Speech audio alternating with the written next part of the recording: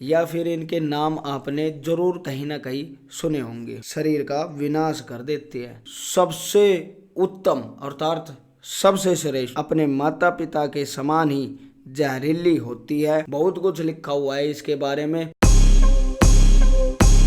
और आसानी से प्रयोग में लाया जा सकता है, आसानी से दिमाग में बैठाया जा सकता है। उतना ही समझाए उतना ही दिमाग में बैठाए।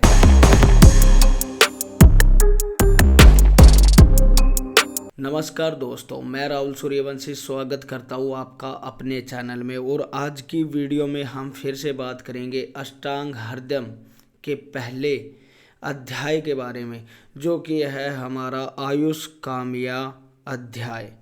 और पिछली वीडियो में हमने बात की थी आयुर्वेद में चिकित्सा के 8 अंगों के बारे में। और आज की वीडियो में हम बात करेंगे 3 दोषों के बारे में और जानेंगे कि महर्षि वाग्भट जी ने अपनी पुस्तक अष्टांग हृदय में इनके बारे में क्या क्या लिखा हुआ है। तो वो लिखते हैं कि आयुर्वेद शास्त्र में संक्षिप्त 3 ही दोष माने जाते हैं। पहला है वात, दूसरा पित्त, तीसरा कफ।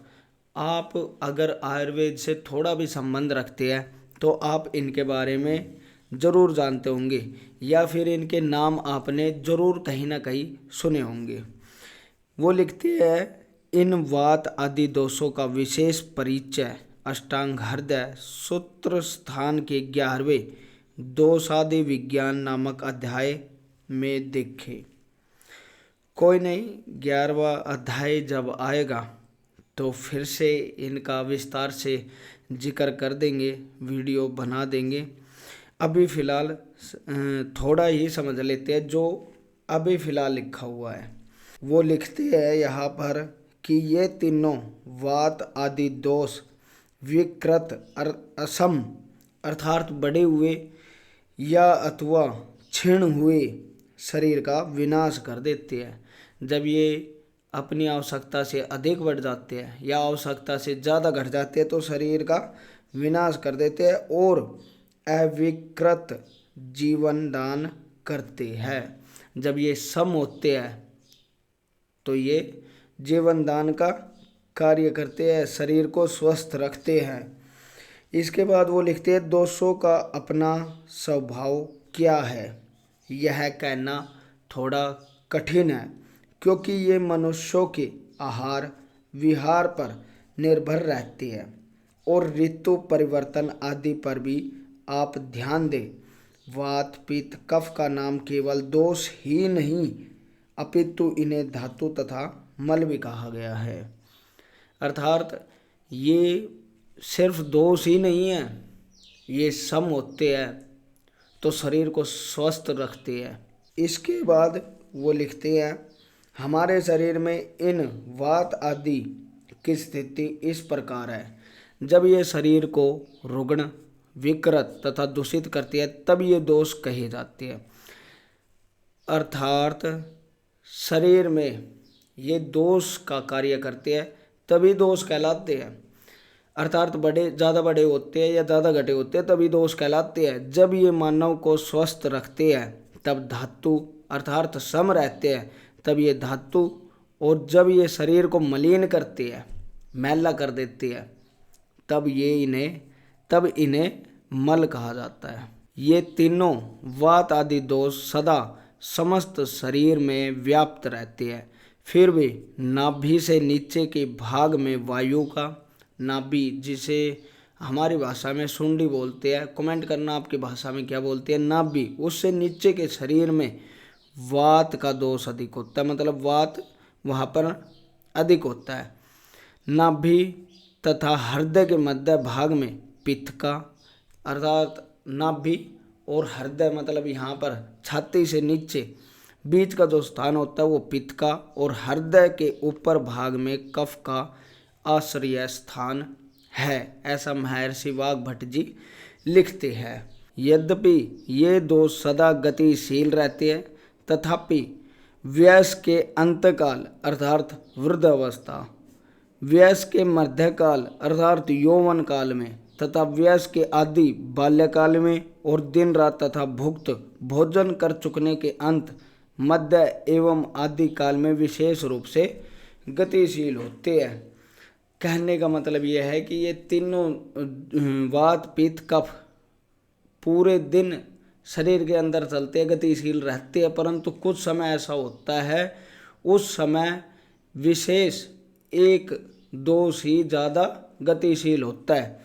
उनके अनुसार वृद्धावस्था उन्होंने लिखा है वयस्क के अंतिम काल, वह हो गया हमारा वात दोष, अर्थात तो उसका समय है दिन के अंत में 2 बजे से 6 बजे, और रात्रि के अंत में, रात्रि के भी 2 बजे से सुबह 6 बजे तक ये आपका वात दोष ज़्यादा रहेगा, उसका जो प्रकोप है वो ज़्यादा रहेगा। उसके बाद आता है पित्त।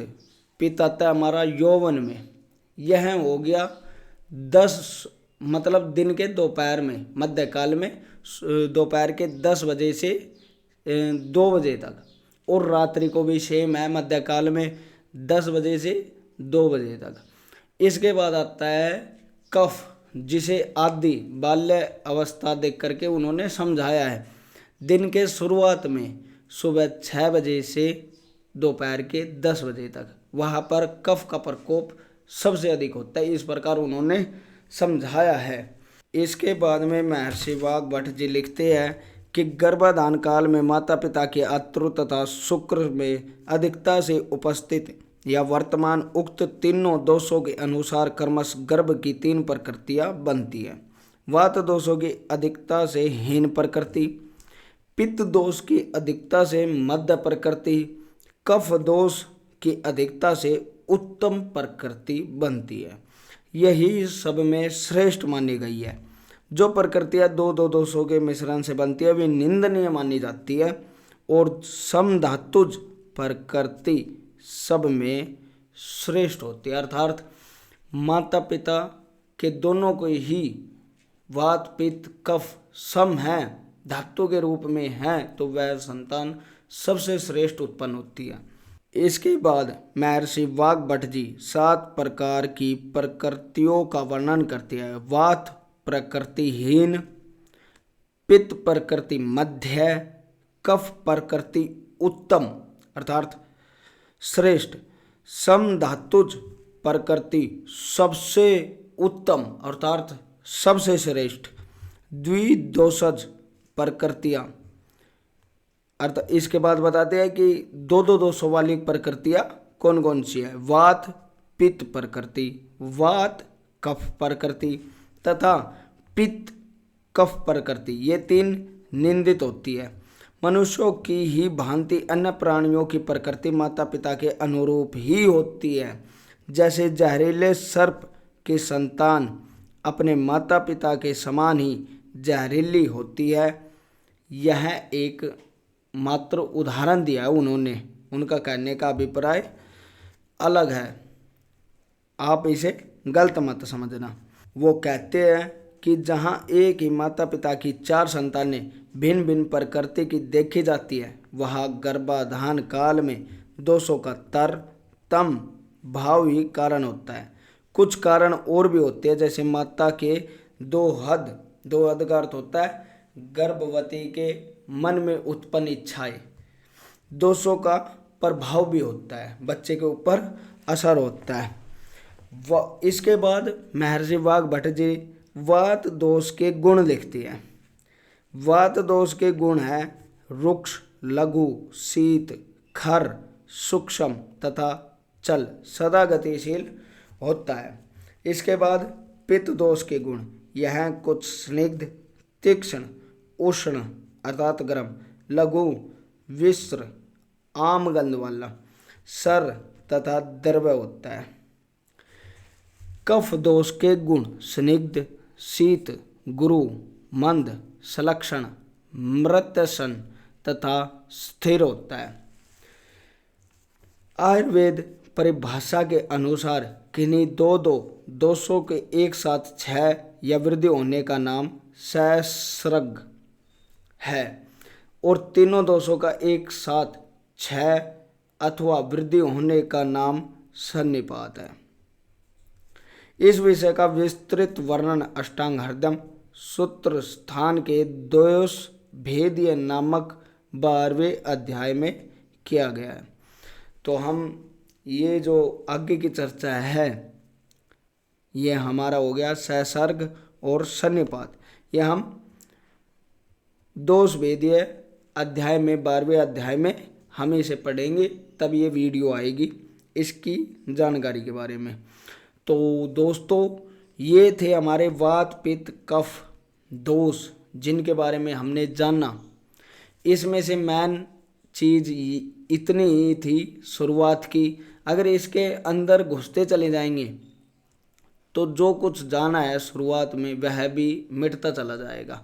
बहुत कुछ लिखा हुआ है इसके बारे में, और वहाँ पर शुरुआत में लिख भी दिया था कि 11वें अध्याय में लिखा हुआ था दोषादिविज्ञान नामक अध्याय, जो कि आगे आएगा, उसमें और भी विस्तार से वर्णन किया गया है। परंतु मेरा मानना है कि आप इतना ये समझिए कि वात पित्त कफ ये बढ़ जाते हैं और या ज़्यादा घट जाते हैं तो ये दोष के रूप में हो जाते हैं। सम होते हैं तो ये धातु और मल के रूप में जाने जाते हैं हमारे शरीर के अंदर। नाभि से नीचे हमारा वात है, नाभि और छाती जहाँ पर हृदय है उसके बीच में पित्त का स्थान है, और छाती से ऊपर ऊपर जो हिस्सा हो गया वहाँ पर कफ का स्थान है। और इनका प्रकोप किस किस समय होता है वह भी मैं आपको बता चुका हूँ। तो आप इतना ही जानिए, आगे हम जानेंगे जब वीडियो आएगी कि इनको आप सम कैसे कर सकते हैं, इनका उपचार अर्थात जो भी बढ़ा हुआ है उसको सम किस प्रकार कर सकते हैं, क्या क्या तरीके, इनके बारे में जानेंगे। ये इससे आगे आगे जो बातें होती है डिटेल से, बाद में जो बात हुई है हमारी डिटेल से, वो आपके कम ही काम आएगी। वो डॉक्टरों के लिए है, आयुर्वेदिक वैद्य होती है, उनके समझने की बातें हो जाती है। और मैं चाहता हूँ कि आप उतना ही समझे जो जिस प्रकार वाग्भट जी ने अष्टांग संग्रह से अष्टांग हृदय का निर्माण किया, उसी प्रकार से मैं चाहता हूँ कि अष्टांग हृदय से हम एक और हृदय का निर्माण करें अपनी वीडियो में दी गई जानकारी के माध्यम से।